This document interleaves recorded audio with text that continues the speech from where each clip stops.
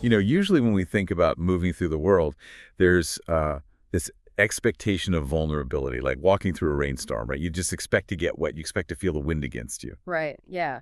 We accept a certain baseline level of exposure to the elements and, just the chaos around us. It's how we naturally navigate daily life. Exactly.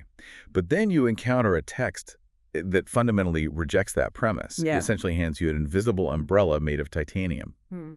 Today, we are looking at an excerpt from the May 28th edition of the daily devotional Rhapsody of Realities. Oh, by Pastor Kress, right? Yeah, titled Preserved by His Divine Power.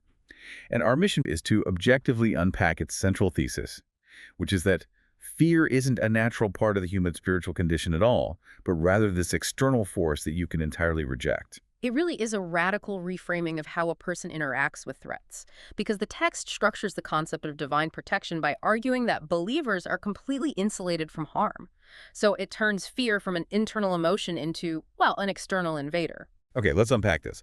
Because the way this text describes this protection, the best analogy I can think of is a sci-fi force field. A force field, yeah, I like that. Right. Because it talks about being separated unto God by a divine decree that literally blocks everything that hurts or binds. Hmm. So you're walking through the physical world, but you are operating inside this impenetrable spiritual bubble. Well, to understand how that force field operates, we first have to look at how the devotional redefines the enemy pushing against it.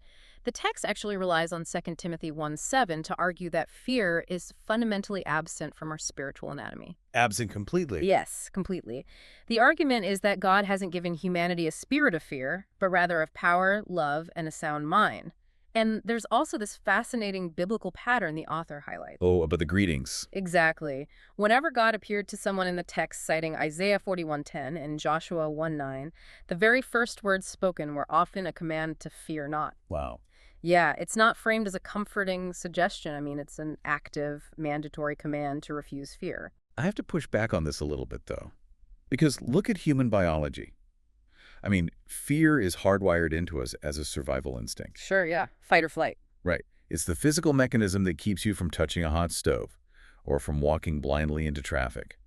How does the devotional reconcile that concrete biological reality with the spiritual command to completely and utterly refuse it? Well, the text basically asks readers to separate a biological reflex from spiritual dread. Pulling your hand away from a hot stove is physiological, right? Yeah, obviously. But that lingering anxiety, the dread that stops you from moving forward in life, that is what the devotional targets. Think of biological fear as an outdated piece of software running in the background of your mind. Like it's constantly sending false alarm notifications. Exactly. And the devotional argues you have the spiritual authority to consciously hit a system override. You dismiss the notification rather than letting it control your entire operating system. So you feel the initial jolt, but you immediately categorize it as a glitch, not reality. Right.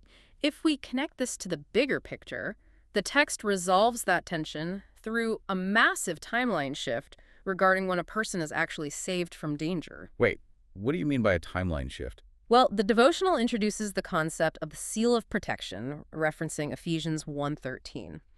It argues that deliverance isn't something that happens during a crisis. Here's where it gets really interesting. Because it's like playing a video game where you've already been handed the cheat code for invincibility before the boss fight even begins. That is a perfect way to look at it. You don't walk into the room frantically looking for an escape route or a health pack. You just walk through the level because the outcome is predetermined. Yeah, the victory is established before the challenge even appears on the horizon. Hmm. Referencing Romans 8:37, the text calls believers more than conquerors and guarantees endless triumph based on 2 Corinthians 2:14. So the danger might exist in the world, but your triumph over it was secured in the past. Exactly, and readers are instructed to apply this worldview to their daily routines by living boldly, by speaking with authority. Recognizing that the spirit within them is superior to every crisis. Right. Quoting 1 John 4:4. Yes, the ultimate goal is to walk through everyday life completely unimpeded by intimidation. So what does this all mean? I mean, it means you are being asked for a complete paradigm shift in how you perceive threats. You are separating the sensation of fear from your actual identity. Treating it merely as noise bouncing off that force field. Exactly, just noise. Which leaves us with this final thought for you to ponder today. The text argues that fear is entirely unnatural to your true spiritual state. Completely external. Right. So if you were to adopt that force field, if you were to treat fear not as an internal truth, but merely as an external glitch in your environment that you can simply walk past, how would that perspective shift the very next difficult decision you have to make today? We trust you were blessed by this episode. To gain unlimited access to Rhapsody of Realities by Pastor Chris, please download the Rhapsody app using the link myapp.rhapsodyofrealities.org. God bless you.